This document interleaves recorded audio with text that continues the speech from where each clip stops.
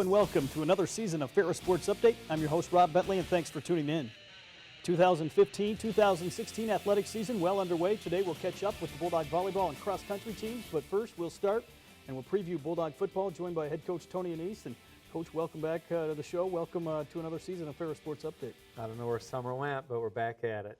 Bulldogs get underway this Saturday night. Home game to open the year. The Tom Taggart Field against the Northwood Timberwolves, 7 o'clock kickoff, and I know your team really itching to get back there on the field.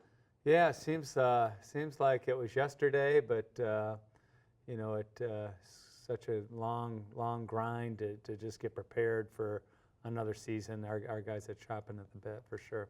I know you guys came into camp here in early August. Talk about how fall camp has went as you get ready for the season opener. Well, I think in preparation, winter conditioning to spring ball to the summer. Our summer, our guys stuck around. Most everyone stuck around, and from all reports, they had the best summer they've ever had here, and so that's great. And then we came into fall camp, and everyone just excited to be here, and the success of last year, if anything, it helped us really to be enthused and determined to really try to take it to another level. I know certainly last year a historic season for the Bulldogs. You put that behind you now and you get ready for another challenge here in 2015. What do you expect as you look at this year's schedule?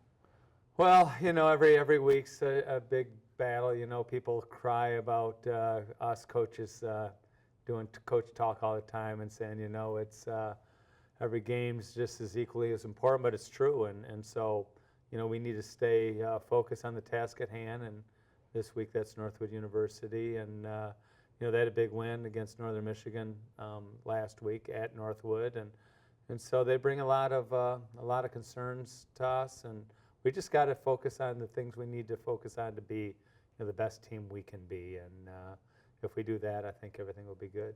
Talk about how you've handled this fall camp period, a lengthy fall camp with no game last week when some of the other schools were playing. Talk about how you handled that.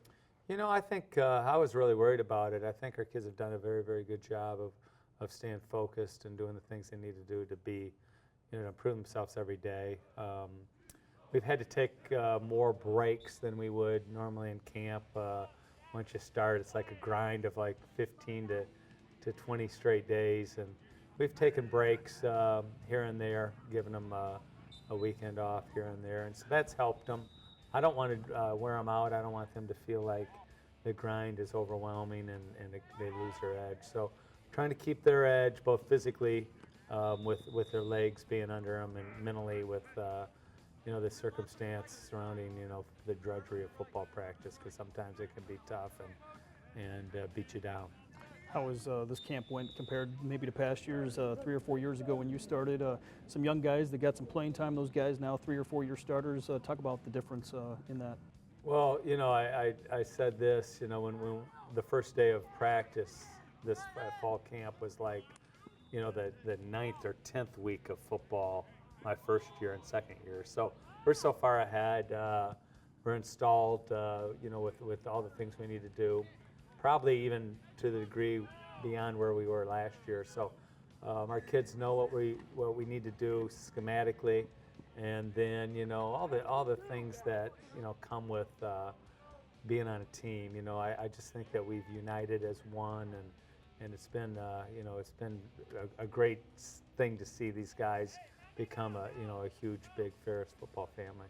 So much experience returning this season, especially on the offensive side. What's the challenge now of translating that to the game time environment? It's always hard knowing, first off, your trigger guy is, been our leading rusher for the last 3 years. So he doesn't get tackled. He hasn't been touched since, our last game. And so, just getting that back in where people are tackling us live. We don't do a lot of that in practice. So we need to be prepared for that. We need to use our athletes' speed and space. Our O-line needs to do the things they do, had done, and just continue to grow. And so I feel good about our offense, and I think that potentially it could be our best unit if we do the things we need to do to be successful. Talk about the defensive side of the ball and what changes, what personnel is different maybe on the defensive side of the football. Well, I'm excited about our defense. We moved Justin Zimmer from DN to inside, and he's gotten a lot bigger. He's like 292 pounds, And I like Corey Arnouts. He's been a guy that was in our first recruiting class. So he's a sturdy guy in there. And Garrett Woods has been here before I got here. He's back inside. Justin Severson's doing a nice job. He's a 3 technique. Torrey Apple can play tackle for us. Our ends, we've got some guys. Jordan Rocks has been with us since we've been here. So is Peyton Caldwell. Those guys are both ends. But we also have, a couple guys that, Dylan Roney can play. We feel really good about his potential. He's a Navy transfer. So, a lot of guys that have got a lot of experience down in the front. And then linebacker, we've got Nick Huckabee back, who's done a good job. Darko was all-conference player last year. Zenner is a good player for us. We've got a lot of good players there. And then secondary-wise, Troy Smith's back as a first-team all-conference player. Again, Atu Condoley and Jaleel Canty's a transfer from Eastern Michigan. We like what he's brought into camp, and Javante Alexander's probably one of the best improved players we've got who can really go and cover people. So I like our depth. I like our work ethic, and all we got to do is put together on Saturday. Saturday night against the Northwood Timberwolves. You mentioned they were 1-0. What have you seen from Northwood? What do you expect from the Timberwolves on Saturday? Well, I think Coach Haynes has done a really nice job. He just got the position recently, and our condolences to Coach Riepman's family. Coach Riepman was one of the greatest coaches, not just in our league, but throughout this state. And anybody that knows him knows that he was just he represented everything that's good about football. So our condolences to his family. I know his son will be here coaching here Saturday for Northwood, and his other son will be playing. So it's going to be a nice thing for us to welcome them. But Coach Haynes took over. They've done a really nice job of just kind of holding on to the things that I think Coach Riepma really valued as a head football coach there, and so they're the wood bone. They've done a nice job. They did a great job with that last weekend. Tough-nosed defense and great special teams. So they've got the full package, and they'll be a huge challenge for us. High expectations for the Bulldogs this season. What do you expect in terms of the fans and the support you hope to get on Saturday night? Well, we're excited. Our players are excited. The community's excited. The student body's excited. So all of that, hopefully we carry that enthusiasm to a Saturday night where we have one big, extraordinary happy time at Top Taggart. So the more people we get there and the more we jump on the bandwagon to support our Bulldogs, I think it's huge.